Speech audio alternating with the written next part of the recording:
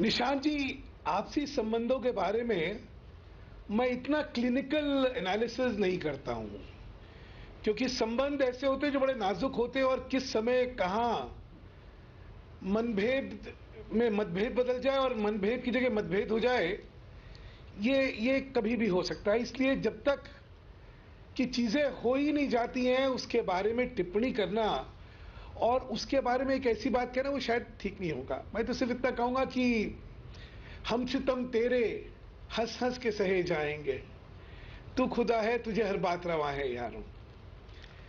बाकी आज मैं आपसे एक चीज जानना चाहूंगा सुधांशु जी, देखिए बड़ा सीधी सीधी बात है, अभी तो आप कोई सितम नहीं सह रहे हैं। चुनाव में आपके आंकड़े ज्यादा थे, आपने सीधे सीधे अपने कॉल शॉट्स जो है वो कॉल किए, आपके आंकड़े ज्यादा निकले।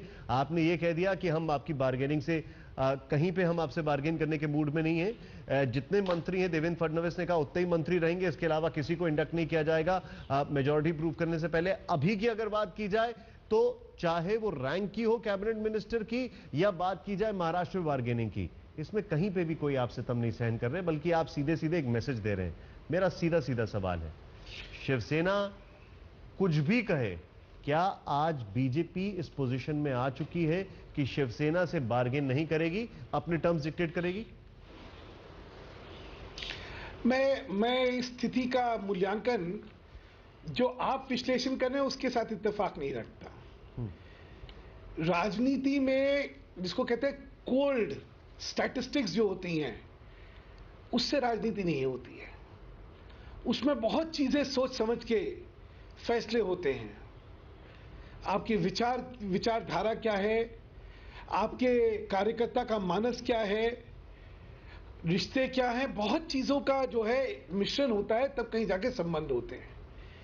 और संबंध जब विच्छेद होते हैं तो शायद कोई एक कारण नहीं होता, उसमें कुछ ऐतिहासिक कारण हो जाते हैं, कुछ परिस्थिति के हिसाब से जो जिस तरह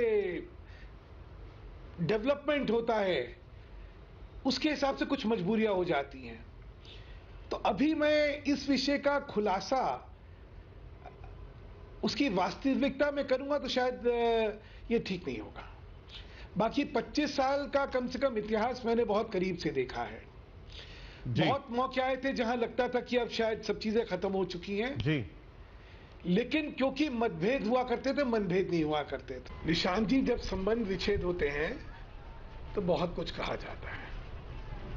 इसलिए जो कहा गया है और जो नीचे के कार्यकर्ता कह रहे हैं उनके बारे में कोई प्रतिक्रिया देना मुझे लगता नहीं गंभीर राजनीति का नहीं सर। लेकिन एक मिनट सर, आपने कहा संबंध विच्छेद होते तो बहुत कुछ कहा जाता है, लेकिन अगर प्रधानमंत्री के लिए अपने एडिटोरियल में कुछ कहा गया तो उस पर तो सबने रिएक्ट किया था। मैं अब आपको दो चीज, अभी मैं इससे पहले अखिलेश जी का भी सुन रहा था, वो हमारे चरित्र के बारे में बात कर रहे थे। वैसा एक कहावत है कि जिनके खुद के घर शीशे के होते हैं वो दूसरों में पत्थर नहीं मारते।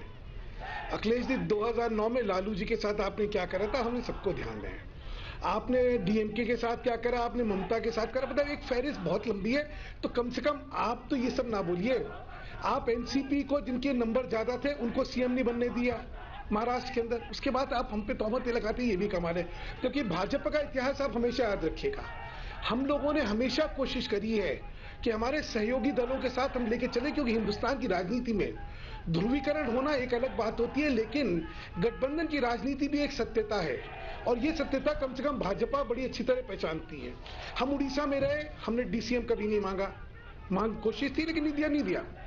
हम बिहार में रहे। अखिलेश जी, मैं एक क्विक रिएक्शन लूंगा अखिलेश जी का। अखिलेश जी, आपका रिएक्शन इस पर। निशांत जी, एक आपको सिर्फ तथ्य दे दूं, फिर आपको शायद लगेगा कि जो जनता ने समझा वही असलियत है। बताइए।